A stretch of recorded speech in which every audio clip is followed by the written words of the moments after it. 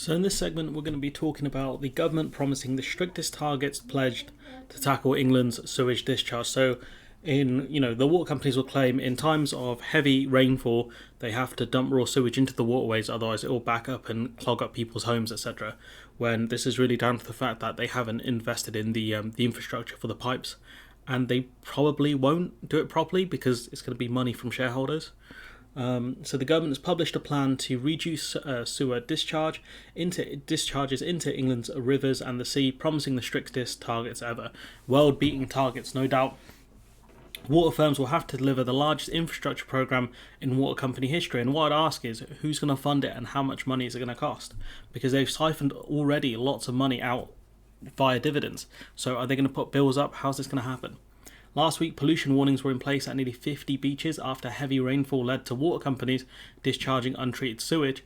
And this sewage water has gone as far as, allegedly polluting France's waterways here. And I've got no doubt it's got to be doing the same to Ireland as well.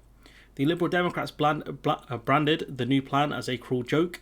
They said consumers would pay for the mess by water companies, so it looks like bills are going to go up, according to the Lib Dems anyways. Water companies discharged untreated sewage into rivers in England more than 400,000 times in 2020, according to official figures. The other issue is that some of these water companies or the government aren't actually monitoring the amount of sewage discharges as well, so that 400,000 figure may not be the most accurate. At least more recently, they haven't been monitoring stuff. The Lib Dems called the government's target flimsy, predicting that they would still allow 325,000 sewage dumps a year in 2030. So, it's not a massive drop-off, really. 325,000 compared to 400,000, especially as we'll probably face more and more adverse weather. The plan will require water firms to invest $56 billion over 25 years on improving the infrastructure, which is not a lot of money, especially given the fact that they still talk about our Victorian infrastructure when it comes to the sewage systems. It also states that by 2035, water companies will have to improve all storm overflows, discharging into or near every designated bathing area, and improve 75% of overflows. So they've been told that they have to improve things. Are they going to do it though? You got used to this saying between now and 2025, water companies will be investing $3 billion in order to reduce the use of storm overflows by 25%.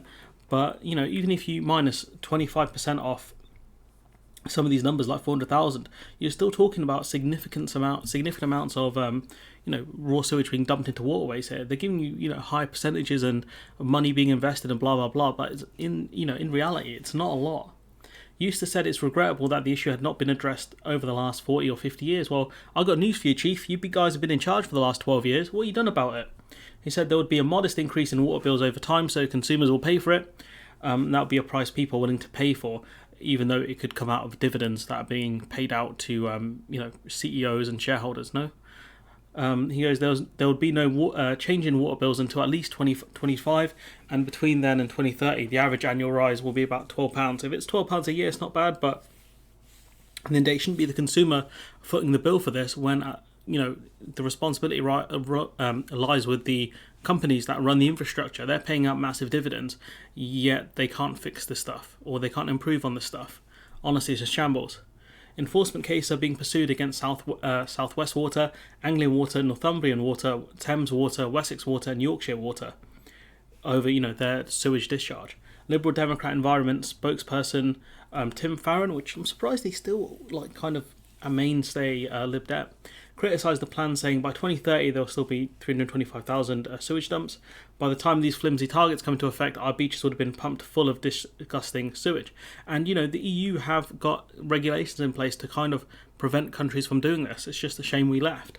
The legal obligation of water companies set by a 2012 European Court of Justice ruling was for discharges to only occur in very rare exceptional circumstances, which, how do you define a very rare and exceptional circumstance? That's a problem.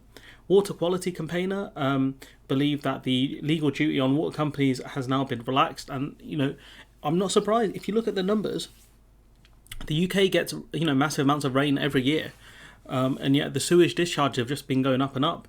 Under the new plan, they will be allowed to discharge from a storm overflow where they can demonstrate that there have been no local adverse ecological impact, so that they can just, as long as it doesn't affect the marine life too much, they can keep dumping sewage.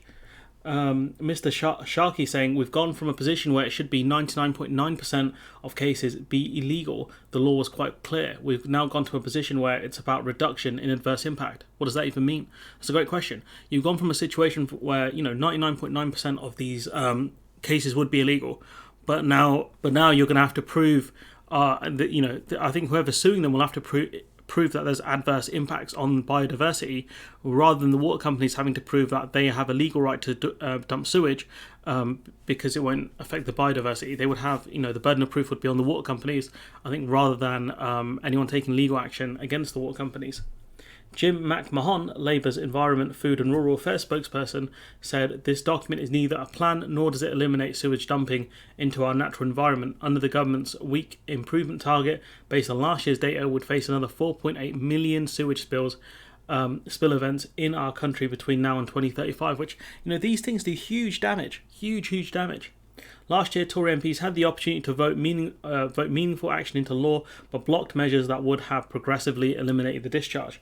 And Angela Rayner actually tweeted about that, saying, furious Tory MPs vote to allow water companies to dump raw sewage into Britain's rivers and seas.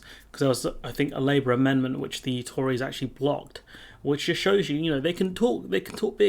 They can talk big, but at the end of the day, they had the chance. It was a Labour amendment, yes, but they could easily have voted down the Labour one and put their own amendment in. Easily have done that, but they didn't. I wouldn't be surprised if some of these companies make some big donations to certain people in the Conservative Party. I would not be surprised. But anyways, I'm going to leave it there.